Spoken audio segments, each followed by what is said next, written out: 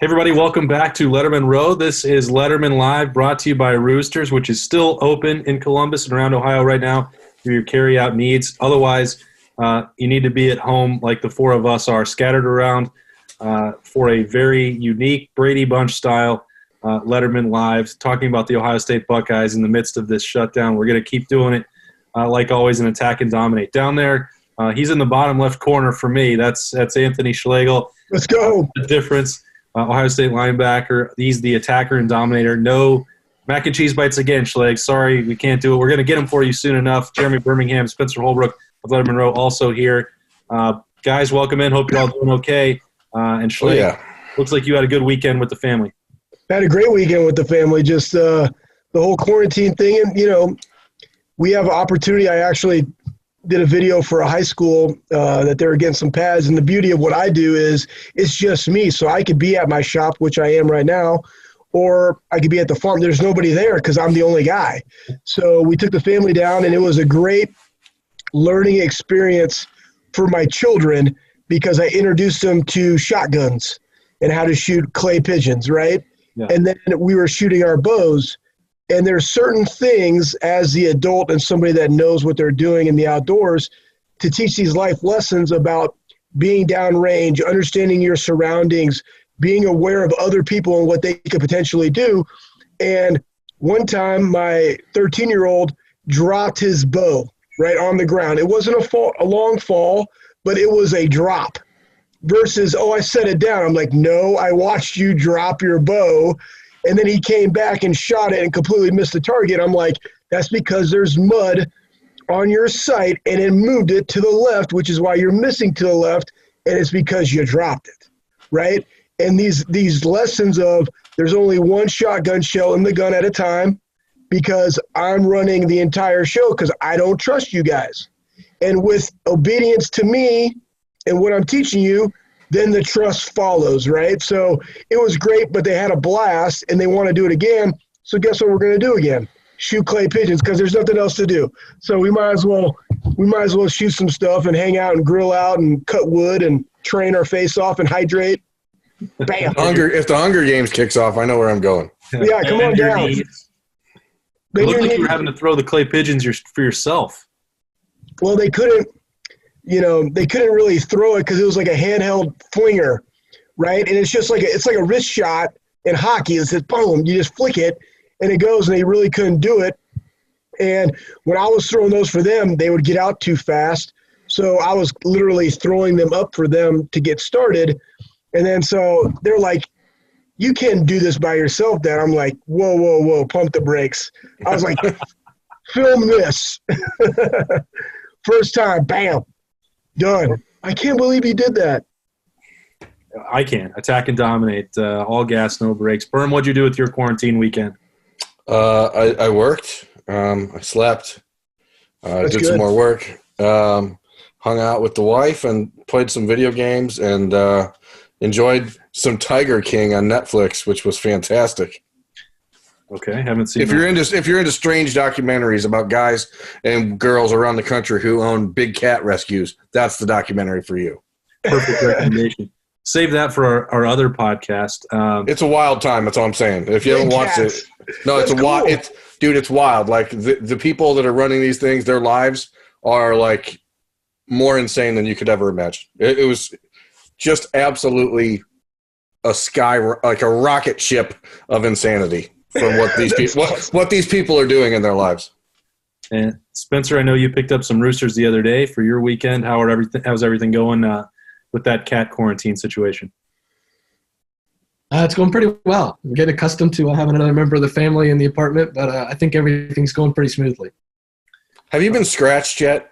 I have not. No, I will not speak for my girlfriend, and I will not throw her under the bus, but I think she's got some scratches on her hands. But I don't. Okay, We'll save that for the Road Beers podcast, which debuted last week. This is Lettermen Live, brought to you by Roosters. And the big move, we talked about it, could be coming last week with Trey Sermon, the Oklahoma graduate transfer. He is on the way to Ohio State. He talked to Lettermen Row yesterday about his decision.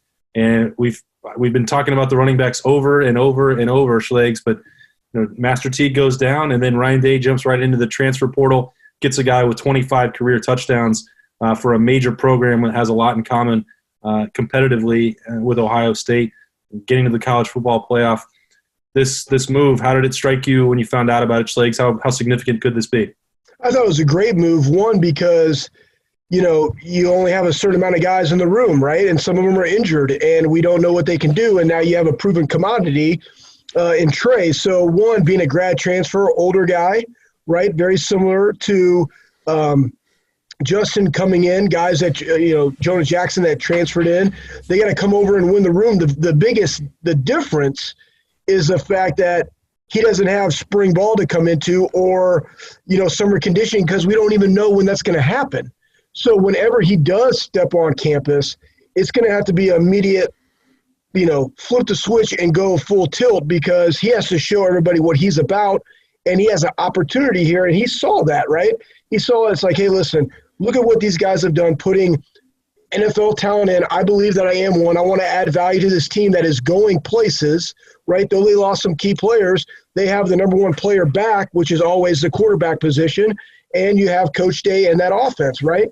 And Tony Alford as your position coach. So, and the other thing too is I know that Tony will be able to handle this room, right? So you have a guy coming in expecting to have the starting job, right, in Trey. I've been there and done that. Then you have Master Teague and the running backs that are already in the room. Tony's the type of guy that can manage that, and we've seen how he did that with J.K. and Mike Weber, right? So is it splitting carries? It doesn't matter, because we don't know. We don't even know when they're going to get back. But when you get into the building, guess what? All gas, no brakes. And Tony will be able to sift that room, and it just adds value to our offense, right, coming in. Yeah, Burton, this keeps coming up too with when we were on the road talking to Travion Henderson and Evan Pryor, and these high school running backs seem more open to the idea of sharing carries and splitting the workload to try and get to the NFL. As Schlegs is talking about right there, we don't know what Trey Sermon's workload is going to be like, but I don't think it's going to be what J.K. Dobbins had last year. It's probably, I think maybe Ohio State wants to do something more like Dobbins and Weber, and for whatever reasons happened 2 years ago, it didn't quite work out as well as Ohio State wanted. But that seems to be more what Ryan Day and maybe Tony Alford envisioned. Yeah, I mean, if you can get one running back to get 2,000 yards on 250 carries, by all means do it. You know what I mean? But a lot of these kids are a lot more savvy than they used to be, and what they don't want to do is come into college and be required to carry the ball 400 times a year for 3 years. Like that's a body beater for the NFL. And with the kids that are going to places like Ohio State, Oklahoma, et cetera, they're going there because they think they're going to get the next step. And so you do that by keeping your body fresh, especially at running back, which has such a short shelf life as it is. And certainly there's no impact on let me just backtrack here. For the people that wonder, like, does Trey Sermon coming to Ohio State impact recruiting? Obviously it does not. He's a one-year guy. It's not going to matter for the class of 2021. But yeah, it is a sign of what people want to do, I think, more than they used to, because they know they got to take care of their bodies a little bit different. And certainly for Ohio State to have Trey Sermon along with Marcus Crowley or Steele Chambers, or if Master Teague comes back, I think the goal is to use them all. It's not a situation where Ohio State wants to bring in Trey Sermon and have him be the only running back. Schlegs, if you were coaching, I know if Beanie Wells was on here, he would say you've got to let a running back get 30 carries and build a rhythm. Like, if you were coaching and leading a backfield, how would you want to build it? Do you prefer having that one guy you can rely on, or is this new age backfield by committee an approach that you can get behind? Well, here's the thing. I think it goes back to the culture of Ohio State, which is competitive excellence. And when called upon, you have to respond right away, right? So there is no more getting in the groove, right? And we kind of saw that a little bit last year where, they would try to give J.K. a blow and Master Teague would come in and he would do really well and they would roll with him for a couple series. And then there was games toward the end of the season when he would come in and it would not be able to roll, right? Like you saw at the linebacker position, there's not a lot of leeway to get guys into the groove. I know personally, I always felt like it took me 2 series to really get going in the beginning of the game, right? But guess what? Why is that? Well, it was just one. It was looking at, everything that I digested in the film room and then what is actually happening in real time on the field, right? So, and then you're also feeling out, you can watch guards and centers all day and check out their splits and the depths of running back, and it might actually look a little bit different when you get on the field. So it's just kind of discerning what they're doing and all the preparation and going through your reads, alignment, assignment, alerts, and adjustments, taking that, digesting that, and now being able to execute probably around the third series, right? So it does take a little bit of time, but when you're now in the competitive environment, especially of the schools like Ohio State, Oklahoma, Clemson, Alabama, and you have all this abundance of talent, that is kind of you don't have that anymore because they want to put the hot guy in there, right? Whoever can adjust and be adaptable the fastest is the guy that they're playing. And so when you look at this, last year I thought we had a really great balance between JK and his shiftiness and his vision and the ability to see the hole and explode. And then you had a very straight line runner in Master T. They kind of complemented each other because they were different. And I kind of see this being the same way as if Master Teague is more of that thumper and Trey Sermon is more of the shifty athletic guy and being able to use him out of the backfield and such, like there's going to be a combination along with what Crowley and Chambers could potentially do. And we don't know that because we never got to see him in spring ball. Right. So this kind of goes into the one thing that I discussed a lot with a lot of student athletes, high school, college, and pros, is whatever they do now is separating them from their competition when it's go time and they start conditioning or maybe fall camp, right? In the NFL, that they're probably not going to have OTAs anymore. So guys have to be in shape, ready to go, already having prepared their having already studied their playbooks, ready to execute day one because guess what? Jobs are on the line immediately. Yeah. That's what I think makes Trey Sermon such a good fit for Ohio State because there's a ton of good running backs around the country that Ohio State could have added via the transfer portal. But to go out and find a guy from one of the country's elite programs, one of the very few programs in the country that operates at the same level Ohio State does, at least you're not worrying about a guy coming in and not knowing what it takes to succeed there. And because that adjustment from a mid-major program to a place like Ohio State is so large that you need more time just to figure out, whoa, what the hell do I have to do to get through the day here? I think having a player from a place like Oklahoma makes a big difference because you don't have to worry about that learning curve as much as you would otherwise. Great point, Berm, because the guy just played in the college football playoff last year, right? I mean, he already has a lot of the experiences that our guys did. That's a great point. Yeah, and nobody watches more college football than Spencer. So Trey Sermon, when he's healthy, he's coming off that LCL injury. He talked about that with me. He's not going to be fully cleared for another month, but that's a month ahead of schedule. When this guy was healthy, Spencer, what kind of back? Why is he a good fit? I mean, we know he's got 2,000 yards and 25 touchdowns, but in your mind, as you pencil him into the Ohio State lineup, what do you remember about watching this guy? Well, I think he's shifty, but at the same time, every time I hear his name, the one play sticks in my head from the Rose Bowl when DeAndre Baker went low on him, and he just got his pad level low and just ran DeAndre Baker over. DeAndre Baker was a second-round cornerback in the NFL draft. That guy was a physical, good, athletic cornerback, and Trey Sermon made him look like a high school football player in that moment. He just ran him over. And so you're getting a guy who's shifty enough to make a one cut, like not like JK could do, but like a good Division I running back can, but he's also physical enough to take on anybody who comes at him and tries to meet him in the hole. He's physical enough to shed a tackle and get to the next level and ultimately, spring one loose. And that's what Ohio State's offense does. J.K. Dobbins was patient enough to where he would get 5 yards, then get 6 yards, and then he would go for a 65-yard touchdown run against Clemson. And that's the kind of runner that I think Trey Sermon is, where he can make one cut and then be physical enough to get off a tackle and get to the next level. I think that's the part of this conversation that's a little bit, difficult to wrap your mind around because, Berm just casually dropped that in there. Like, if you can get 2,000 yards out of a guy, you do it. Well, that's only happened once in school history. I know what you were saying, Berm, but it's like J.K. Dobbins was a very special back. And no matter what happened, whether Master Teague stayed healthy through the spring, if there was no coronavirus, if Marcus Crowley had been able to, didn't get hurt last November and he got to participate, this was going to be hard to find a replacement for J.K. Dobbins no matter what. I mean, the guy, Schlegel, was truly a special running back, and he had the most productive year in Ohio State history, which is really a mouthful. Yeah, and with Trey coming in, he's going to have a chip on his shoulder, and that's what we like, right? Coach Mick talks about it all the time. If you have nothing to prove, you'll never improve, right? So coming off an MCL, which I had, but you can do it, right? And that was my senior year. I was coming off it in my junior year where I played 6 games with a torn MCL.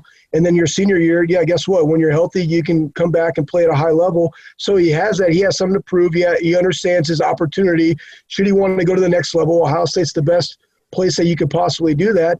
And guess what? You got to go compete against guys that already know the offense. But we're also starting at like a level playing field here because of what the coronavirus has done to the landscape of college football. Everybody's going to be coming in at the same point, not having trained with Coach Mick, not having gone through spring football. So you have to start, now that you're officially an Ohio State Buckeye, getting into the playbook, talking to your coaches, talking to your teammates, developing that relationship socially at a distance, right? So that when you come in day one, you're ready to compete at a high level to potentially earn an opportunity to play at Ohio State.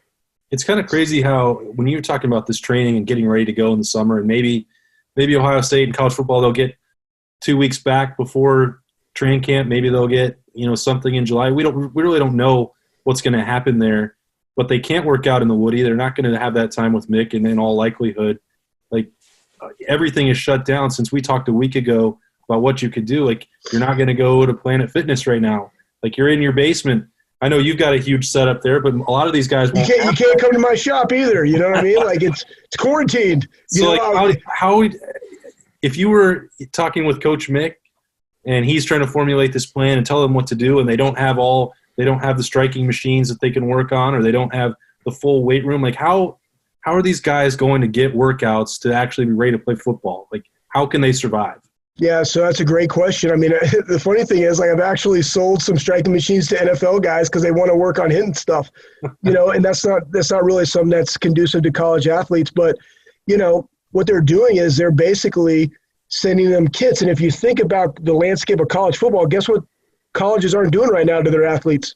They're not feeding them, right? There's all that money that they're not using to feed people, right? Or potentially buy equipment for the weight room that they need for spring football. So there's other avenues that you can, help purchase things and give to them in compliance, right?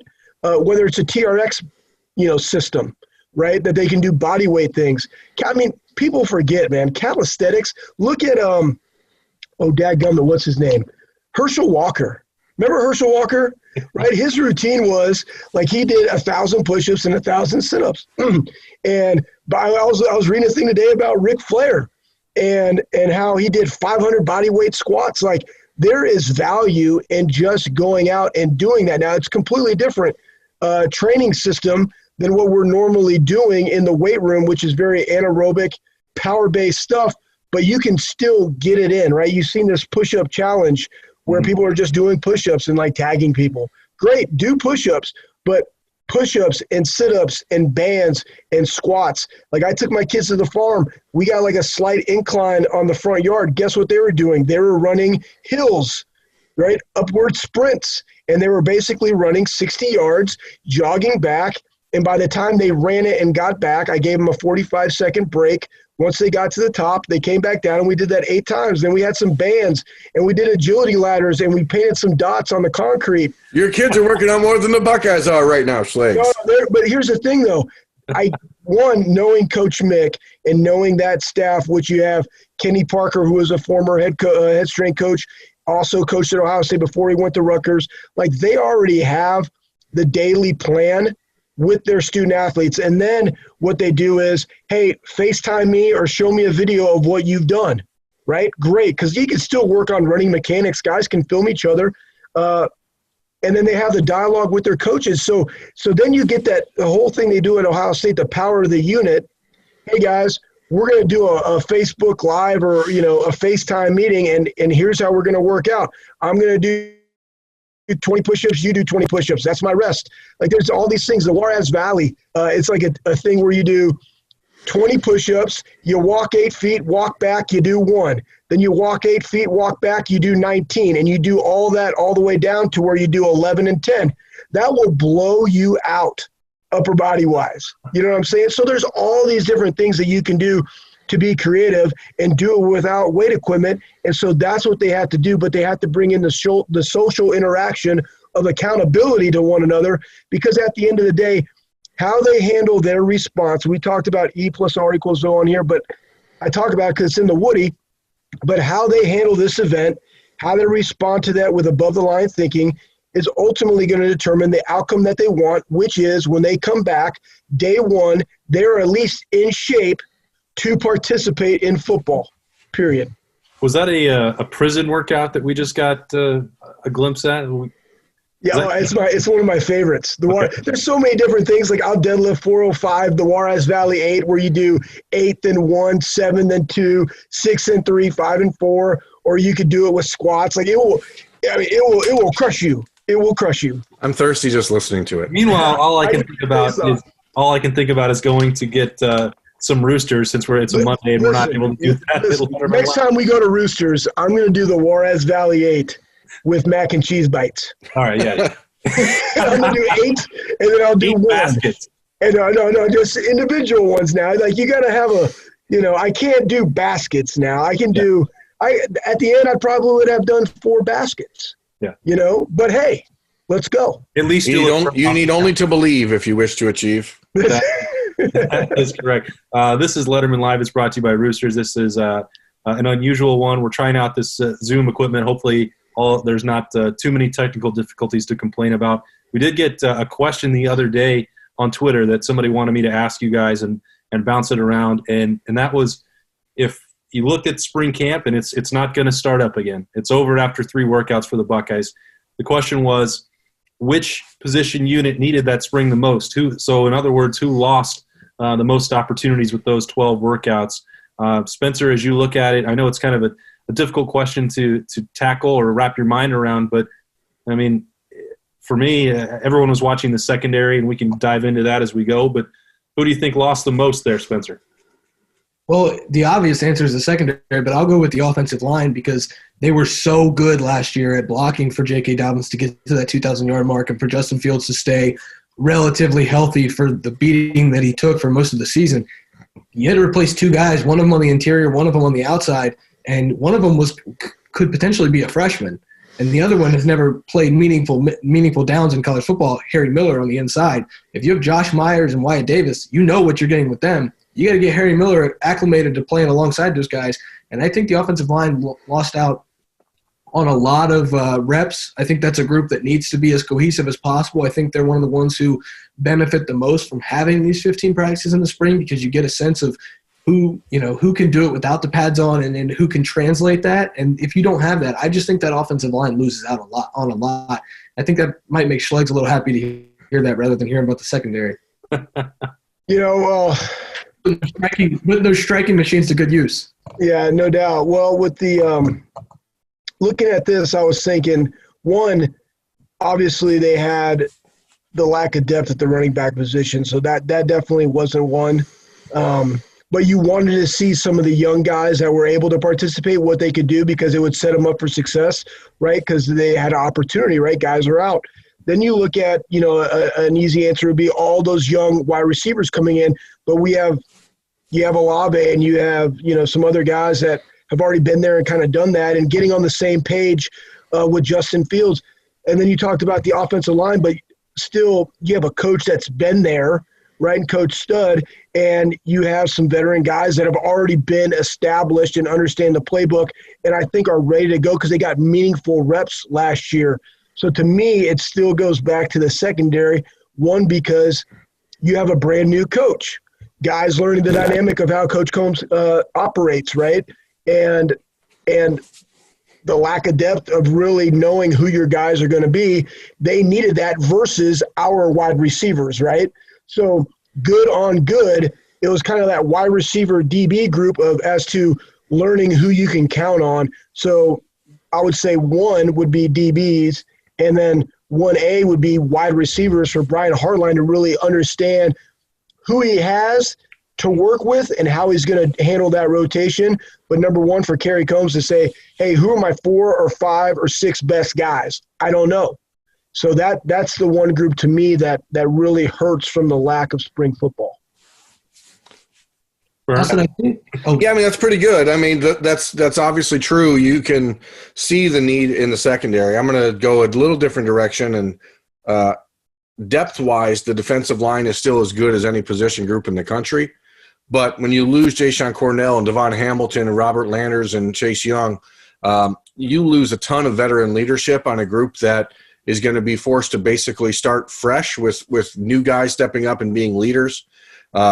Obviously, getting Jonathan Cooper back helps a tremendous amount in that respect. But I think that this spring was most important for guys like Tyreek Smith and Haskell Garrett, who were in a position to finally step up and not just live up to lofty recruiting rankings, but those guys now had to be the leaders of the group. And I think when you're talking about Haskell Garrett and Teron Vincent and Tommy Togiai stepping in and taking over for the kind of the quiet leadership of the defense in Devon Hamilton and Robert Landers, and then you have Zach Harrison who's needing to elevate into that next level to replace a guy like Chase Young.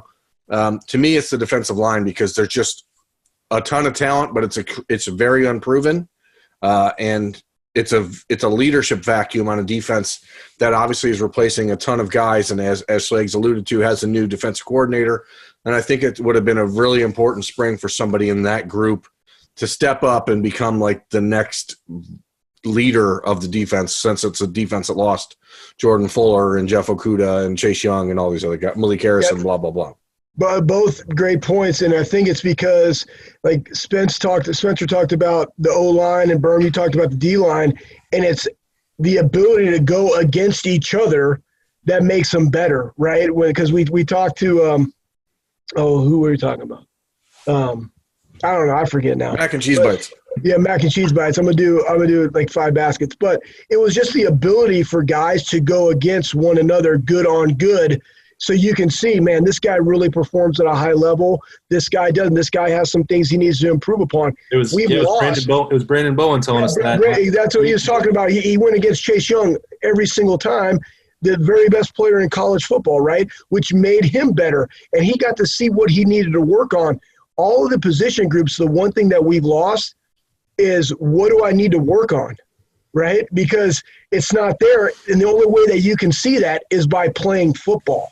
And so that's why all the groups that we talked about, the DBs and the young wide receivers, the D-line and the O-line, it was 100% the ability to compete against one another, one, to see where we are going into fall camp, but two, to see what we need to work on come May, June, and July, so that when we get to fall camp, I've at least improved upon those to set myself up. And then, Berm, you mentioned the other aspect, which is critical. It's the leadership aspect.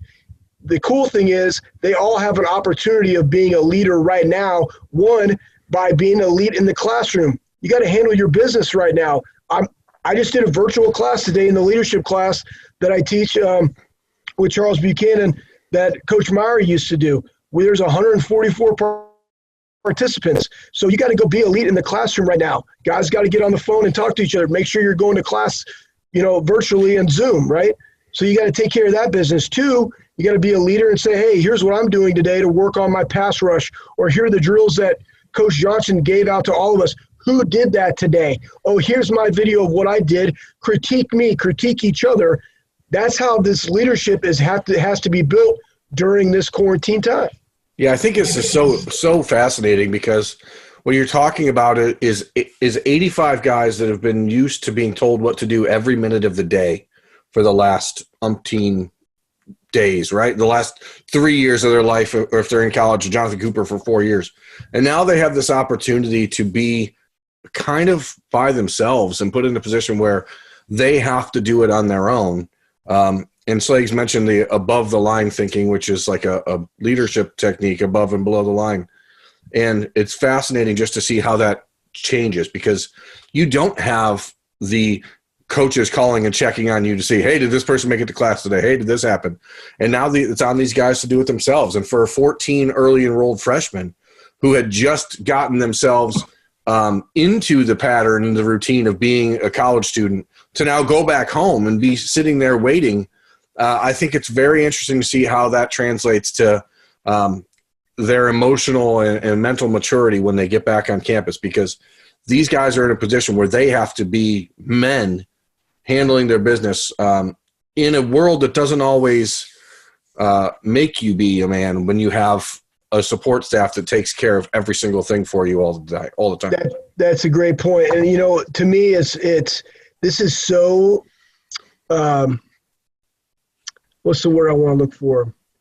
It's so critical why Ohio State always talks about culture over talent, and why they invest so much time, energy, and effort and resources into teaching the culture and implementing it for our student athletes, right? Because one thing that we talked about all the time in this leadership class is adaptability. A lot of times we like to think that adaptability is something that happens over a long period of time. Well, we realize in a very short time frame, we've all had to adapt, right? We had to adapt this show to where now we're on Zoom. And how do we offer a really good product with content? These guys, guess what? School's over. Yeah, you can still go to the Woody. All right, no more Woody. Now you're going to be doing take-home workouts. Okay, you have to be able to be adaptable, but yet the culture is strong, and we have prepared you and taught you that elite level routine so that now when called upon to do it yourself, you can. I, as a dad right now, I had to go back and kind of reevaluate, self-introspect the culture of my family unit, right? Because I'm looking at this from my wife who works at home. I can work in my shop because I'm the only person here. You know what I'm saying? I'm quarantined as it is, right? I'm just listening to Sirius XM and making machines. But it's the fact that I'm looking at my kids and I'm like, hey, listen, your technology has become an idol for you during this time because we're stuck in the house. You can't play with friends. Well, guess what? That is over. As soon as I get home today, I try to say, you know what? I want to give you guys some autonomy and build your own schedule. Guess what? That is gone. Yeah, right? Can't do it. Based on what my wife told me today. So dad's routine and plan for what they're going to do on a daily basis is going to be what the plan is.